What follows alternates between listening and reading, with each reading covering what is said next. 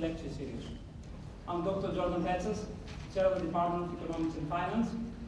Before we introduce our speaker tonight, Dr. Glenn Hubbard, I would like to acknowledge the Robert Zuckerberg Foundation for their continued generous financial support, without which this event would not be possible. I would also like to recognize the dedicated team of faculty and staff in my department, as well as our ODE chapter, whose commitment continues to ensure a successful Henry George event. Our Henry George lecture series continues the tradition of attracting excellent, exceptional speakers. Several of our past Henry George speakers, Robert Salo, Paul Krugman, Robert Lucas, George Akerlof, and Joseph Stiglitz, to name a few, have received the Nobel Prize in Economics shortly after they delivered an annual Henry George lecture here at the University of Scranton. We hope this tradition will continue. No pressure, Glenn.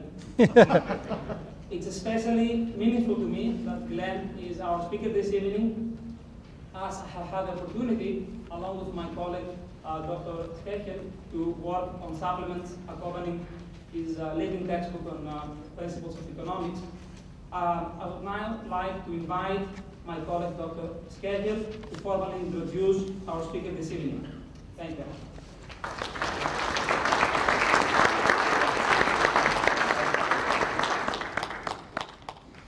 Thank you, Jordan. It is my pleasure to introduce our speaker tonight. It's wonderful to have such a large turnout. Art Glenn Hubbard is the Dean of the Columbia Business School and is also the Russell L. Carson Professor of Finance and Economics at Columbia University's Graduate School of Arts and Science. Professor Hubbard received his BA and BS degrees summa cum laude from the University of Florida. He holds AM and Ph.D. degrees in economics from Harvard University and has been a visiting professor at Harvard's Kennedy School of Government, Harvard Business School, and the University of Chicago. Professor Hubbard held the John M. Ullman Fellowship at the National Bureau of Economic Research. He is still affiliated with the NBER, where his research interests include monetary economics, public economics, corporate finance, and industrial organization. He's also a visiting scholar at the American Enterprise Institute in Washington. In addition to writing more than 100 scholarly articles in economics and finance, Professor Hubbard is the author of 2 leading textbooks on money and financial markets and principles of economics, which I understand is an excellent instructor's manual.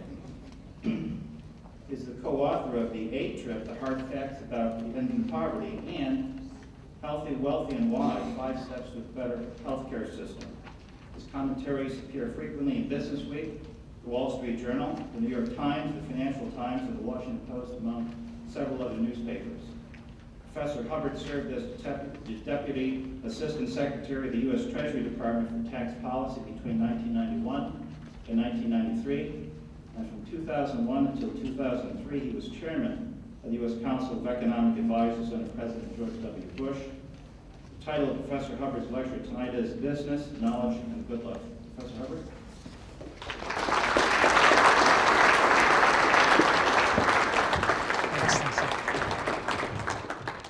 Thanks very much, Ed, and I hope I don't let you down on the Nobel front. Trust me, you'd be the first to know. I'm really honored to be with you tonight, and first wanted to begin with a congratulations again to the student awardees from the dinner just before this event. Congratulations to all of you. The event tonight is really a triple honor for me. One, because the roster of previous lecture givers in this series has been so distinguished. Second, because I am a fan of Henry George, if not all of Henry George's policies. And third is a debt to faculty here that's already been alluded to. Satyajit, Jordan, and Ed have all been instrumental in my learning as a textbook writer. These are debts that are hard to repay. And hopefully, if I can talk to you about the good life tonight, that'll be a small payment. When I was thinking about topics to share with you tonight, it was the obvious ones that came first to mind. Well, I could maybe talk to you about the financial crisis that we just went through, or I could talk with you about what is going on in our nation's fiscal crisis. and I would be happy to talk with you about those things in Q&A if you like. But what I really wanted to do is something all too rare in economics, which is to step back to long-term themes and hearken back to Henry George and big themes like those in progress and poverty. And tonight what I wanted to talk with you about is the mystery, or at least what many in the public find a mystery, of long-term growth and what it means to us and why it's so intimately connected to what the classical philosophers would have called the good life. So let me start with the university, since that's where we sit. And for those of you who do come from outside the university, universities can be mysterious places.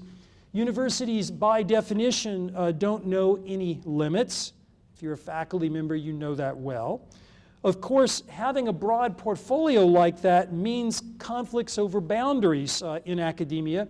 Every department, and I met a dean and a provost this evening, so they know where I'm speaking here, every department believes it's grasping the entire universe more than all the others. Now, some faculty see all of the origins of business as well as politics in the law. Those faculty tend, not surprisingly, to sit in law schools. Many years ago, Cardinal Newman saw theology as the centerpiece of the academy. And you find like-minded people like that often in seminaries.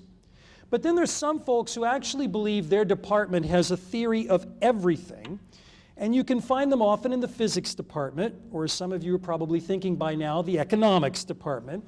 But really only in business schools do you find people sometimes so confident they think they can manage everything. Now, as an academic economist whose specialty is studying finance and the organization of industry, I was very excited to have the opportunity to serve as a business school dean. So it became somewhat a surprise to me that one challenge of my job that I'll speak about tonight, particularly in the aftermath of the financial crisis, would be to defend not only the value of having a university-based business school or business education, but at times the role of business itself.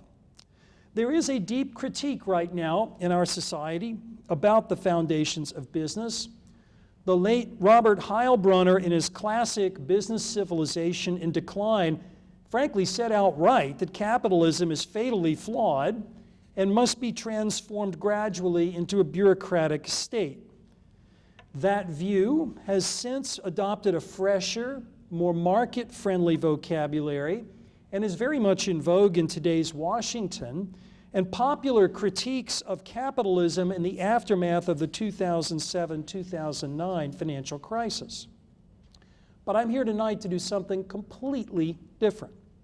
Financial crisis notwithstanding, I'm here tonight to plant a flag, if you will, to defend business in a very particular way, the role of business institutions, of entrepreneurs, of managers, in promoting economic growth and our collective living standards.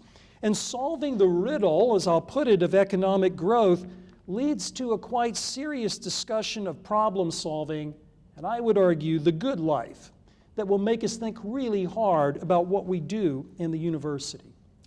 Now, to begin with the riddle of economic growth in our country, I want to tell you a small story.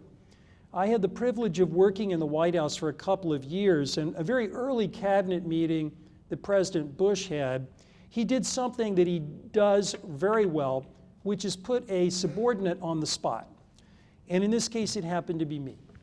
So he turned to me around the cabinet table and said, "So, Mr. Economist," and let me just pause for you for a moment. When someone from Texas looks at someone from New York who dresses like a banker and says, "Mr. Economist," that's not a term of flattery. That is not a term of endearment.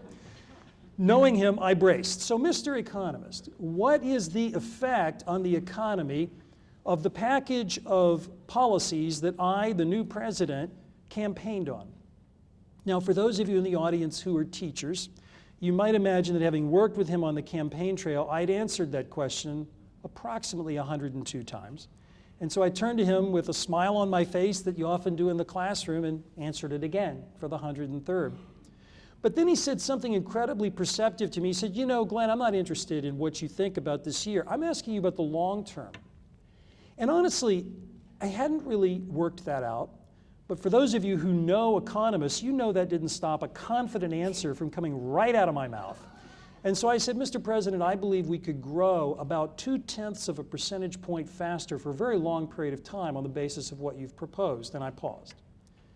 And I looked around the table, and everybody's look told me, this guy should get out more often. What is he thinking? 0.2%? And the president? So I immediately translated, and I said, sir, what I mean is that every decade we could put an extra $1,000 in the pocket of every man, woman, and child in the country, and then all of a sudden the room got quiet.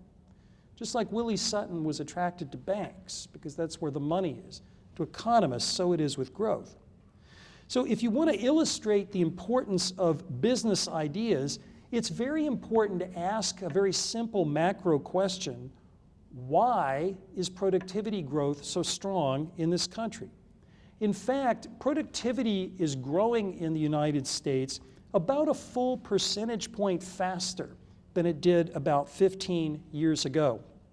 And this increase is the reason why, despite all of the difficulties, and they are many, that we have been through in the financial crisis, we have every reason to believe that there is an upward trend to our country's not only business performance, but living standards over time.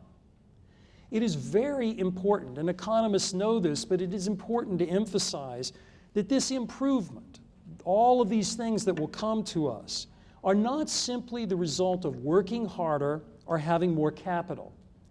Rather, they reflect the ability of business, of American enterprise, to simply produce more unit of output for every unit of input than they did the year before.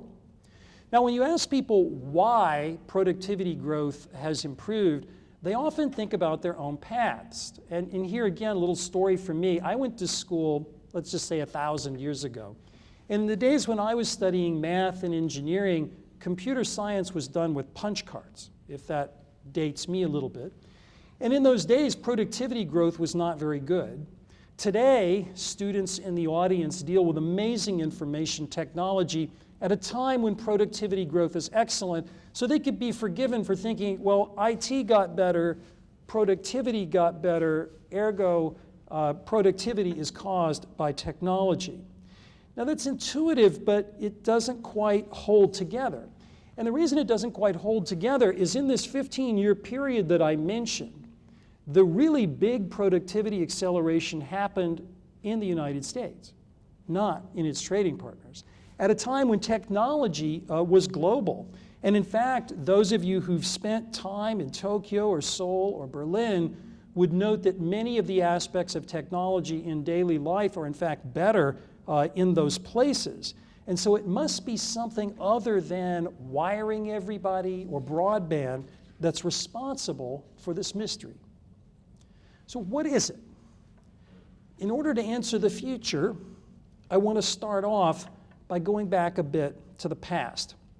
And at the risk of sounding like economics does actually encompass the whole universe, I want to try to address this mystery of growth on a global basis, going back across centuries as well as across continents today.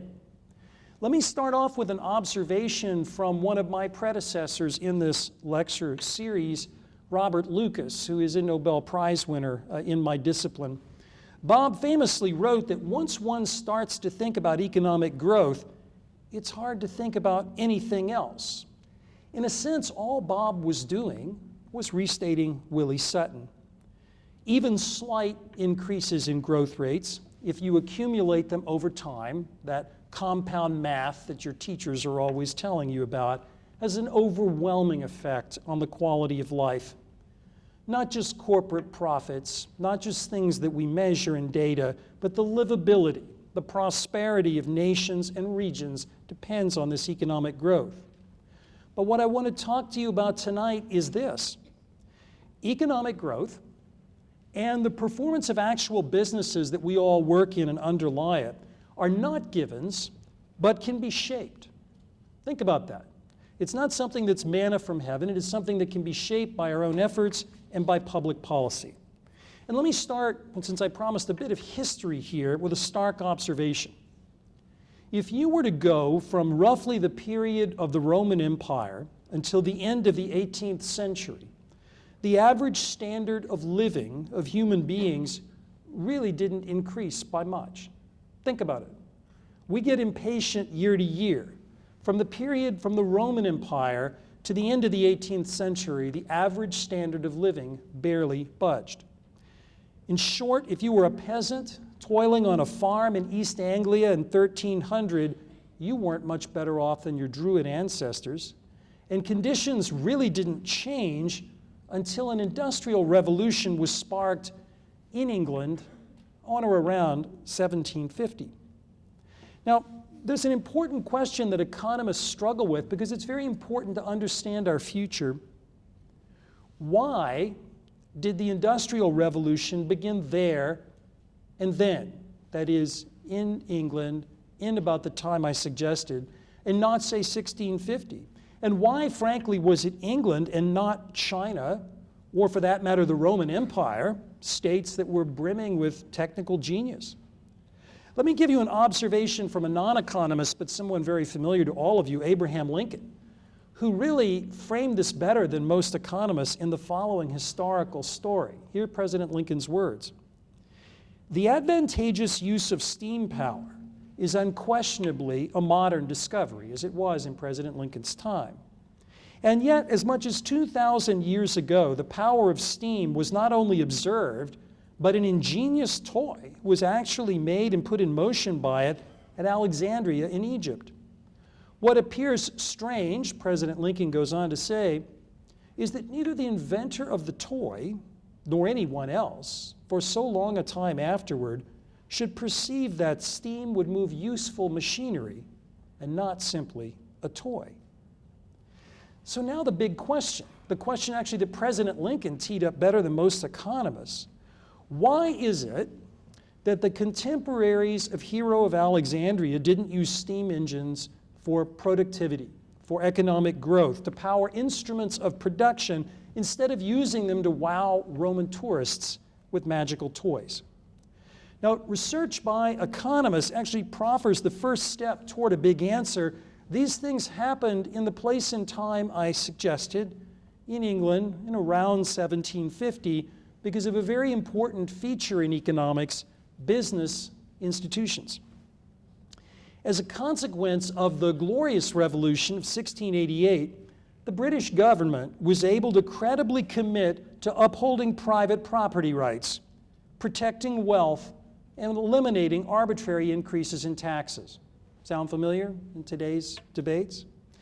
These institutional changes gave entrepreneurs the incentives to make the investments that were necessary to make the most of the technological inventions of that day, the spinning jenny and the water frame. And so it is with the commercialization of the internet today. Though a sophisticated economy at the same time, China really lacked the business institutions to allow entrepreneurship to flourish. What on earth accounts for this extraordinary change? Remember, the solution here lies to vast differences in living standards and our material well-being. Economists certainly observe that some sources of technological change do include increases in human capital. Those of you who are students in this room are living examples of that tonight. But it also includes developments in how we organize and how we manage production. Put more crisply, it appears to have arisen largely from the application of sustained management attention to everyday enterprise. In a word, business. Business has transformed society through economic growth. At the end of the 20th century, the late management thinker Peter Drucker looked back and wrote that underneath all the wars and all the horrors of that century were important social transformations that were linked to business. Business not only spurred these transformations through innovation, it often created the material basis for social change. Business in our country has created the wealth that has allowed society to adjust to the civil rights revolution of the 1960s, just as it did to civil rights revolutions in the 1760s and the 1860s. Now, let me return to this riddle. Victory always has multiple fathers. And so there are multiple stories of growth. How do we know what's important? So let me turn from this social observation about giant transformation to the riddle. If America's greatest companies didn't become more effective simply by buying faster computers or networking their operations, what's the answer? Well, a simple answer, just I gave you a simple IT story. Another simple history story you might infer from my remarks is America's just lucky. We happen to be the heir of Britain's glorious revolution. But there is another factor that I think is more important, and I think many economists studying growth emphasize. There were enough business people, enough US companies in which entrepreneurs and managers knew how to integrate these investments with new business models to raise their effectiveness. So remember when I said that technology itself couldn't be the story? When we look at how technology has transformed American business, think Walmart. Why is it that Walmart is an American company? Why isn't it that those same innovations didn't transform the same business around the world? Now, I know that there are some observers, and you will see them regularly in the newspapers, that conclude that the present pace of productivity growth is unsustainable. I would note that some of those, including a Nobel Prize-winning predecessor of mine in this lecture series, argued that on the very eve of the last productivity boom. But conversations that you can have with many business leaders suggest that even in the aftermath of the financial crisis that we have just lived through, there is still enormous room for productivity growth in most companies.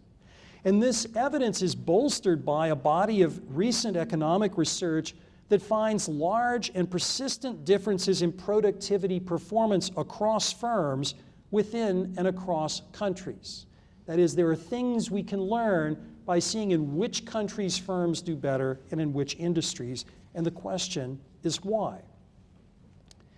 Now, I have a suggestion and an observation. And the suggestion is that entrepreneurship matters a lot, and in a particular form.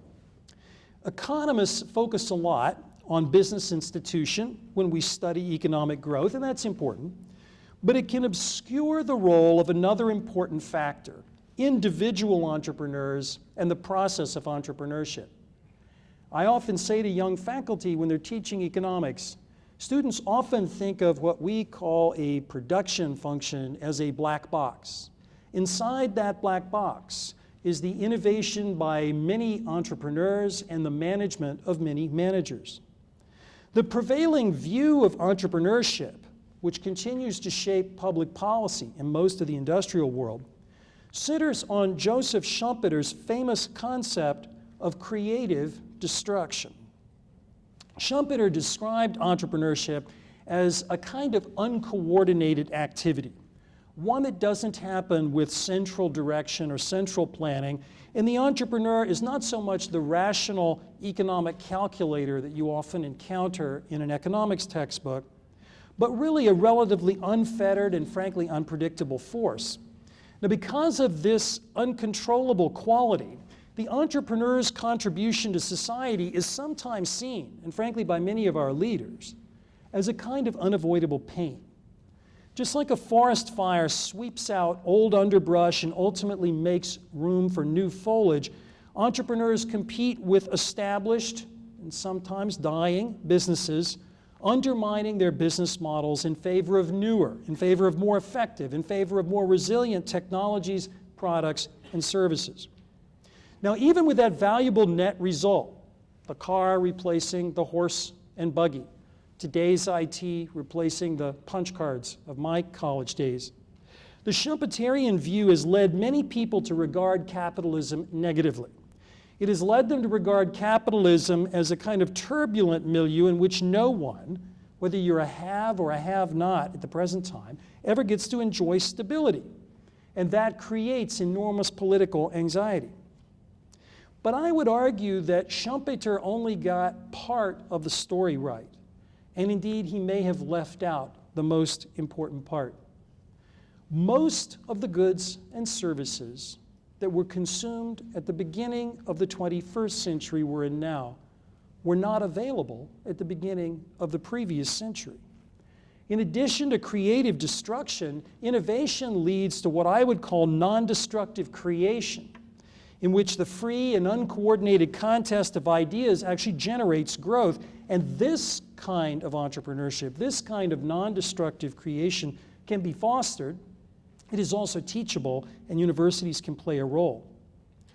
I'm pleased to say that such views are receiving renewed attention among economists.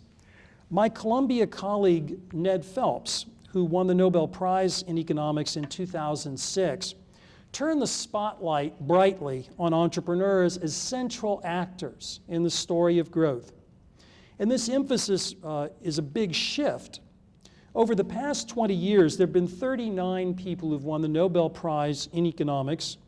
31 of them made no use of the word entrepreneur or entrepreneurship in their prize lectures.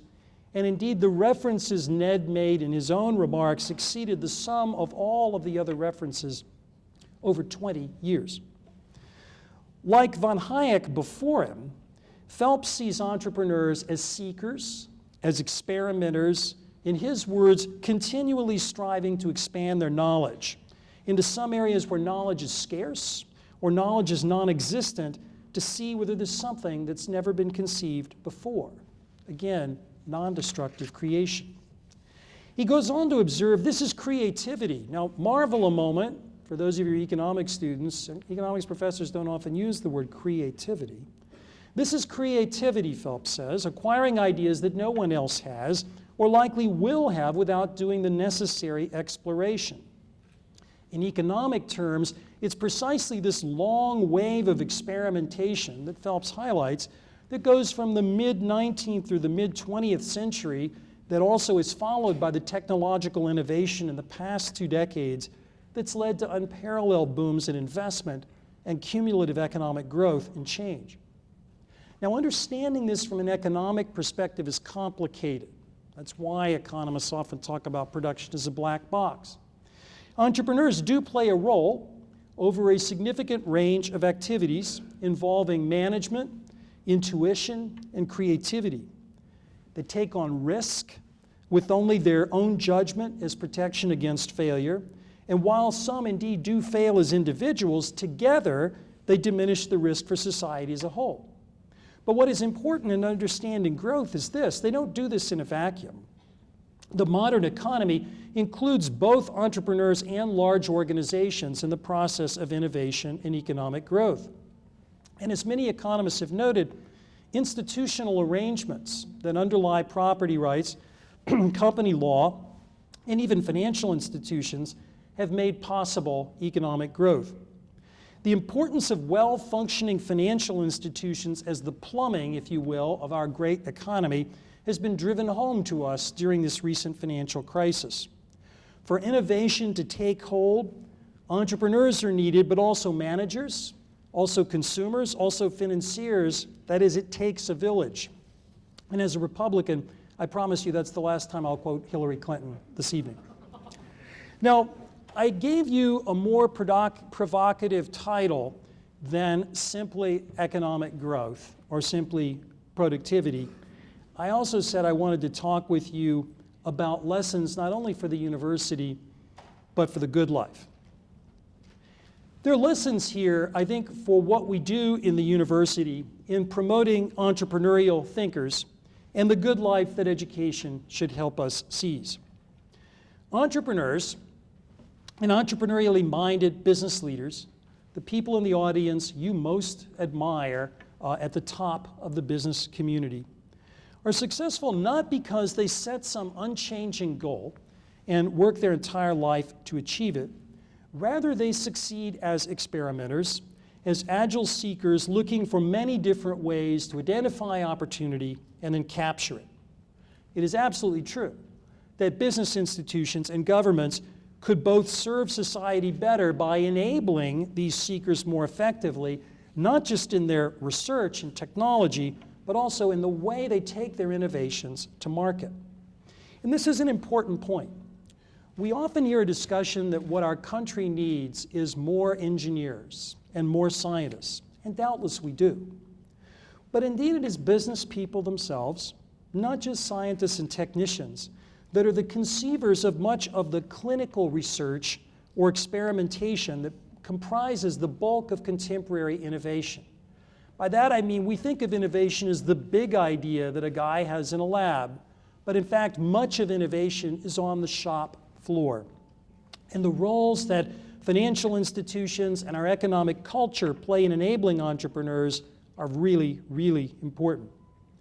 These insights are already changing economist models that frankly had given short shrift to actual people, entrepreneurs, managers, and concepts such as uncertainty, the lack of knowledge of the shape of distributions of outcomes, or uncoordinated seeking of opportunity. And I think this work also offers two observations for undergraduate education. The first is that general knowledge is actually an important enabler of a virtuous cycle of creativity, innovation, and growth. Knowledgeable managers, that is, I mean knowledgeable in a liberal arts and sciences education, are better able to evaluate innovation and have the confidence to pursue it. And this point is consistent with recent empirical evidence linking general management talent that's grounded in liberal arts and sciences background with an awareness of best management techniques. Having multiple skills may facilitate the ability to integrate when the whole picture can be seen. When I talk with MBAs, I emphasize this as the notion of trying to create a whole business leader or someone who can connect the dots. Business schools have definitely tried to foster this kind of general knowledge, and they do play a central role in the university. Top business schools have integrated social science and other research very well, and interdisciplinary understanding and collaboration is often more common inside a business school than it is in the arts and sciences, where I came from as a faculty member. Many of the business innovations that I mentioned earlier were actually led in universities by people trained in a particular discipline, like economics in my case, or perhaps psychology. But it was with a cross-disciplinary discussion that was more natural and more encouraged in a business school. That kind of interaction has created fields we all take advantage of and take for granted today: consumer behavior, modern finance, business decision-making and negotiation, and business strategy. The present challenge, if we're thinking about growth and our future for business education, as I see it at least, is to inspire all of us in the university to be in very close contact with scholars in a variety of disciplines and with business leaders to answer practical questions for the real scrutiny of application. By generating cutting-edge ideas, which is what people do in a university, that bring theory and practice together, research can offer enormous social returns and can play a big role in undergraduate education as well. I also think education about business could do much more to promote uncoordinated, effective entrepreneurial seeking by students. I teach a class in entrepreneurship, and I always make the bold claim to our students that I do believe this is teachable. I don't believe I can turn them into Bill Gates, but I do believe that the essence of identifying an opportunity, capturing opportunity, are teachable skills. While general theory and ideas are obviously important in business, so in practice is identifying opportunity and seizing it and connecting the dots to put it in focus. Now, toward what end?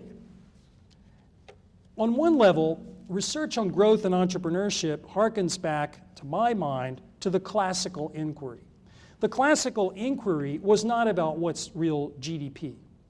I deliberately told you the story about President Bush, which was his own attempt to ask the classical inquiry, although perhaps in a less classical way. The classical inquiry that I would put it is, what's the good life? Classical thinking would argue that the highest quality life is one of challenges and of personal development. Now, from an economist's point of view, linking those things to economic growth really cries out for testing. My colleague Ned Phelps, who I mentioned before, did mention one early such test in his Nobel lecture.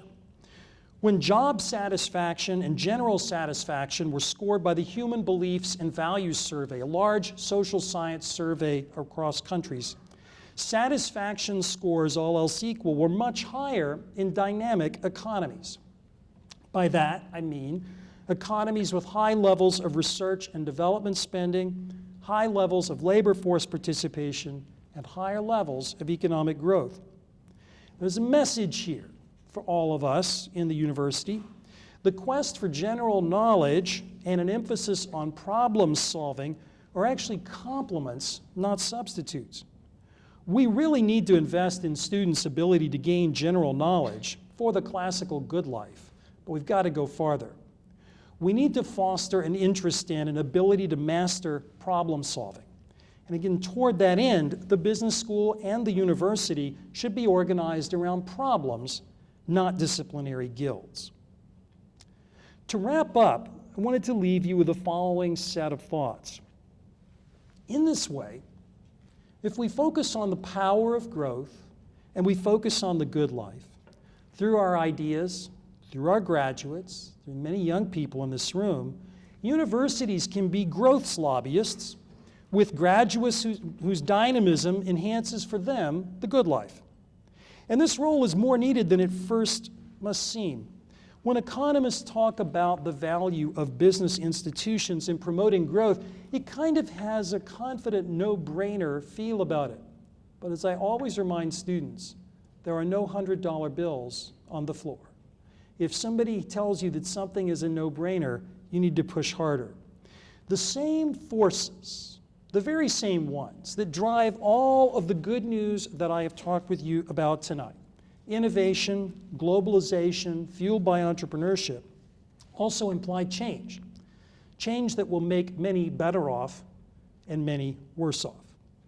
Universities should offer a neutral environment for discussing how to manage change in our economy and our financial markets, from studies of entrepreneurial responses to change, to analyses of policies that can actually help us grab the opportunities of growth. And with undergraduates, we should emphasize a curriculum of general knowledge and problem solving. Remember that comment by Bob Lucas I gave you, that when one contemplates the impact that even the slightest increases in economic growth can have over time, it's hard to think of anything else. Perhaps. But the power of growth really yields fertile conversations about the role of business not only in our economy, but our society. And the experience we have had in the past quarter century with business institutions, with entrepreneurs, with managers taking a central role in the economy, and practical problem solving taking a more central role in the university, these things suggest we have much to think about, much to do, and importantly, much to enjoy. Thank you.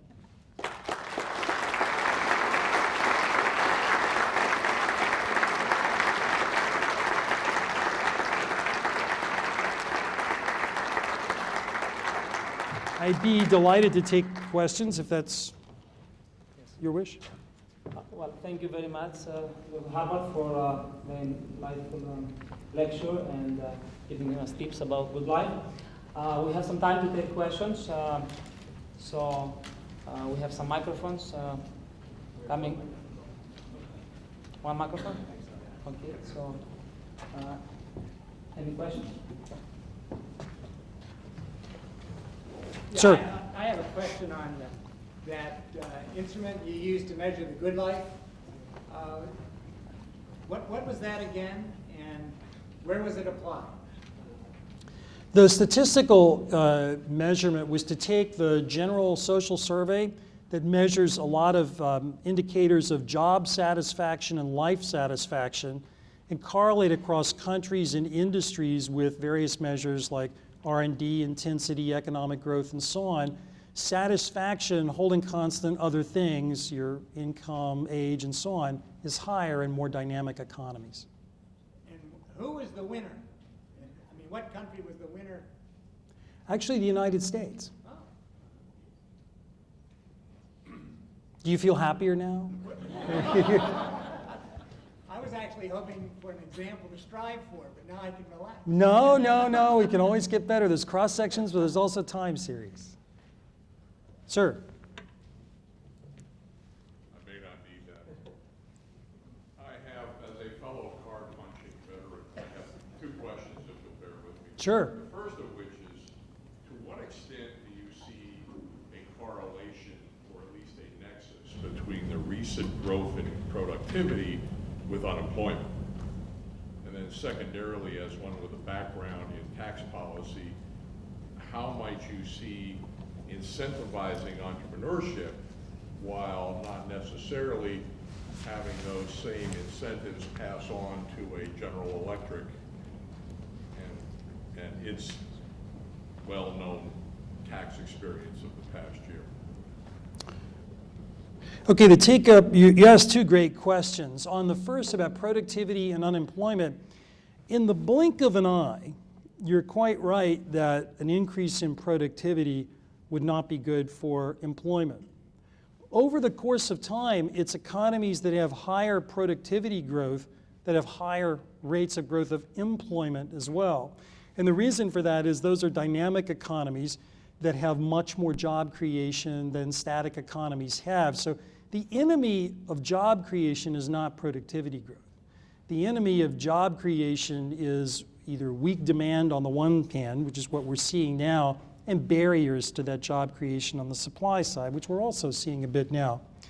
In terms of incentives to entrepreneurship, I'm not one who believes that we ought to be directly offering a lot of incentives. I have no reason to believe the government is better able to pick which of you is going to be a successful entrepreneur than one of you will pick.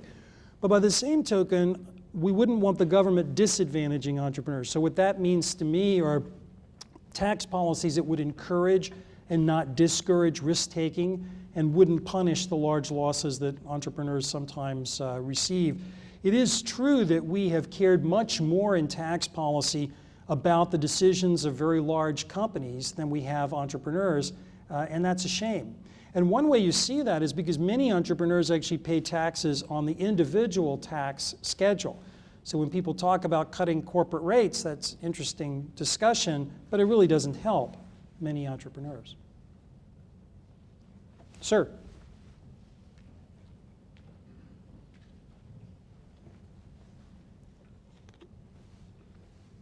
You mentioned that one of the keys to improving long-term growth in a dynamic economy is entrepreneurship and being able to spawn that nationwide.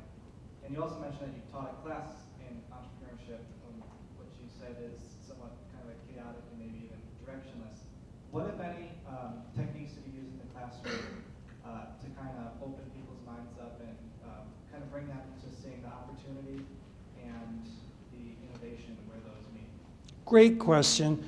What I do when I teach my class is called Entrepreneurial Finance, and I try to look at successful entrepreneurial arrangements in four ways. I talk to students about people, that is, does the person match whatever interesting opportunities there? The opportunity itself, and how do you assess the free cash flows of that opportunity? What's the context of that opportunity in the broader world? And then what deal can you put together? People, opportunity, context, deal. The most radically successful businesses happen when there's a very interesting opportunity in the middle of very disruptive context. And it is possible to go through a series of cases in different industries where entrepreneurs have pursued that path. And so that is the essence of the teachability of entrepreneurship. Again, you can't necessarily generate that context for the student, but you can say that's the pattern of where success lies. Now you look at the world today and you go figure where that is. When I have dinner with students, I always start by taking a big event that just happened and have them go around the table and tell me what business they would start to take advantage of it. And it gets their creative juices flowing. Sir.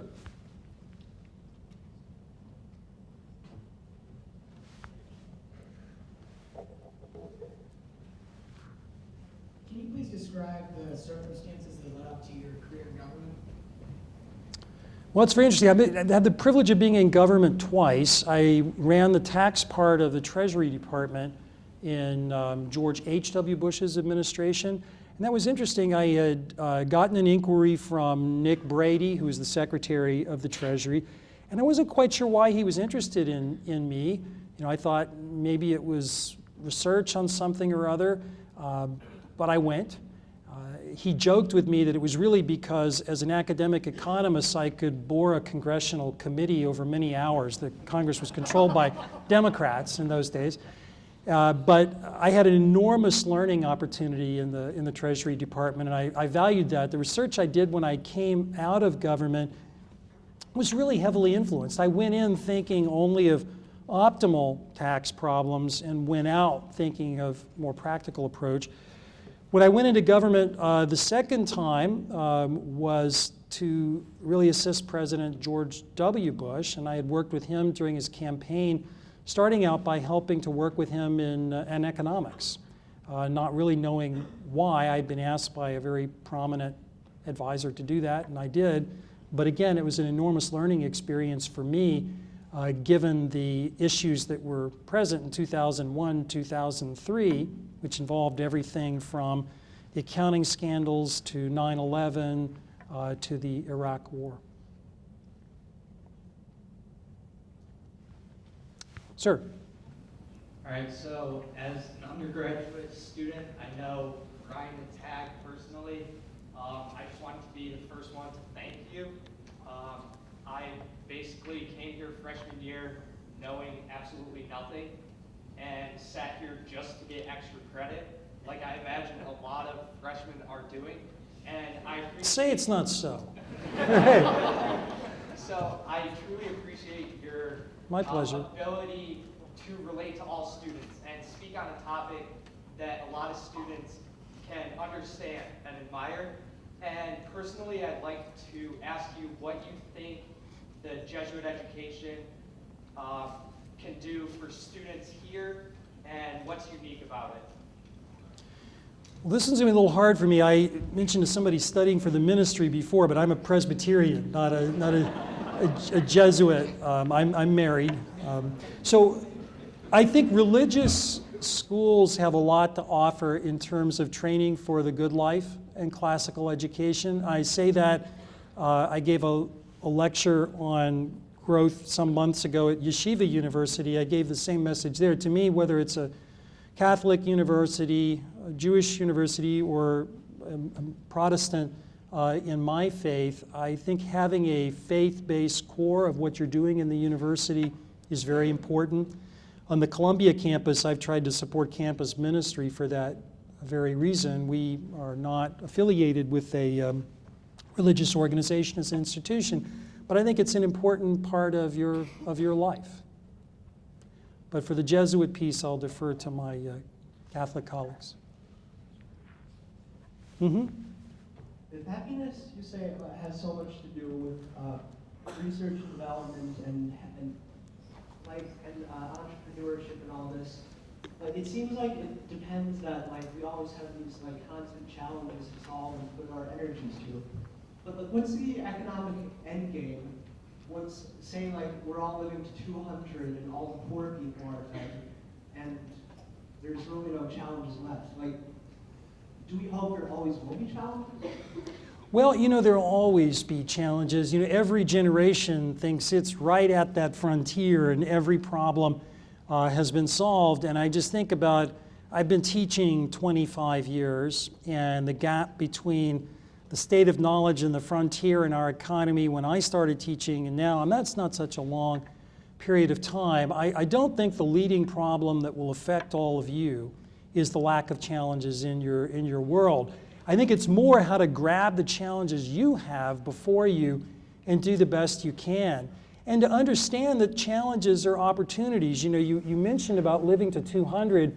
One of the discussions of healthcare, which is an area I write about a lot, is the issue of people living much longer. Well, I don't know about you, I like that. I would like to live a long time. And so the question is how to take a, quote, challenge and make it into an opportunity. I think that's what you will deal with. Yep, sir. First of all, I would say there was an interesting insight into the correlation, as you pointed out, between steam and the Industrial Revolution in England. And secondly, you were recently featured in the movie/documentary Inside Job. I would like to ask you, how powerful is the influence of the economic bailout that the U.S. government gave to the companies in bringing the country out of recession and going towards betterment? And secondly, do you think, yes or no, are these companies entitled to return back the taxpayers' money once they become more profitable and once the economy gets more powerful like it used to be before? You ask a great question about public policy, and I think there were some successes and some failures. In terms of success, I would give the Federal Reserve a lot of credit for providing very large amounts of liquidity during the financial crisis. It made some mistakes, but I think we all should give broad deference to our leaders in the middle of a crisis. I think in terms of the government's response, the result's much more mixed. Luigi Zingales at the University of Chicago and I were extremely critical of the TARP plan. As when it was first started, a lot of time was wasted, a lot of taxpayer money wasted as well. By the time we got around to recapitalizations, which was probably the right answer, we'd really lost precious time. Absolutely, these institutions can pay the money back and must. The problem in the public's mind is the public thinks of losing money in TARP. Where we're going to lose money in TARP is not in financial services. It was the bailout of the automobile industry and our foolish involvement in Fannie Mae and Freddie Mac. But the banks themselves absolutely should pay. And to my mind, we need to make sure that we're guarding against financial dinosaurs in our economy. Nobody, no institution should be too big to fail.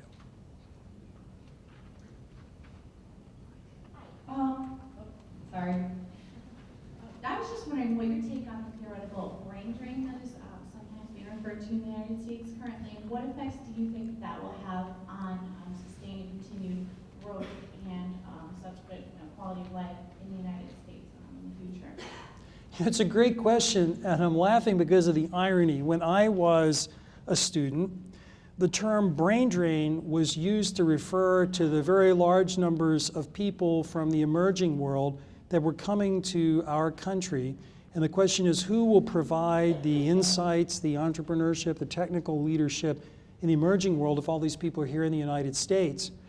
To me, a very lamentable problem for our country is that we face a brain drain of two types.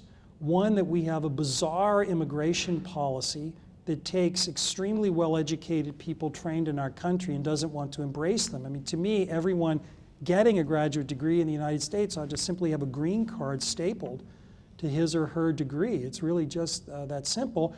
We also face a brain drain of some of our most talented U.S. students.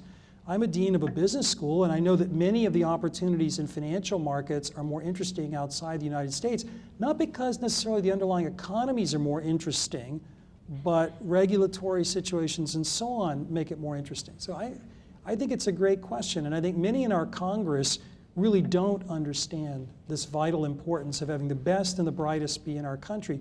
In my school, 40% of the students are non-American, and of the American students, more than half have worked abroad for more than 2 years. And so when I talk to congressmen and senators about it, I say, what does the United States mean? We want to have the best people here. Yeah, sir.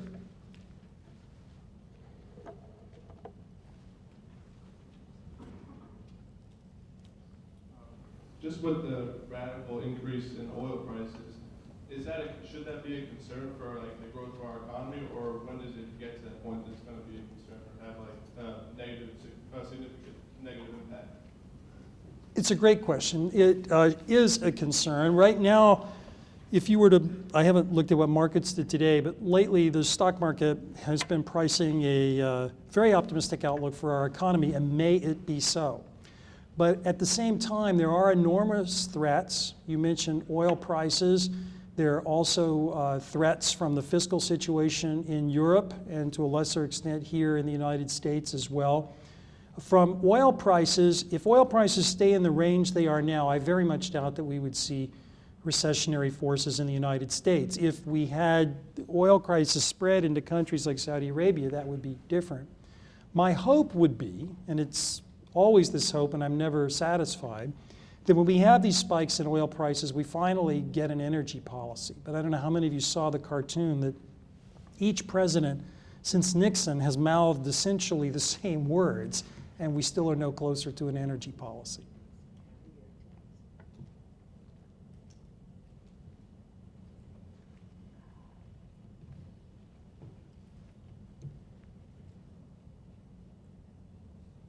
Sir. What is the view of Donald Trump being a possible presidential candidate? He's an entrepreneur and he has a lot of success and failures. And that's where. Well, he's a risk taker. You know, I'm not sure he has the hair for a politician. I think Mitt Romney's hair may be better. No, I think that, you know, there'll be lots of people who run for president. To me, the leadership qualities, just speaking as an economist, that the country needs is somebody who understands engine of growth, how our economy works, and is willing to tackle the serious problems of the country. And everybody will have to decide whether it's Donald Trump or somebody else that does that. His TV gig just may be too good to give up.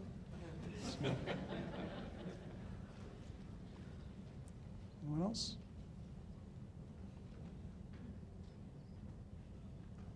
Okay, well, thank you very much. Thanks.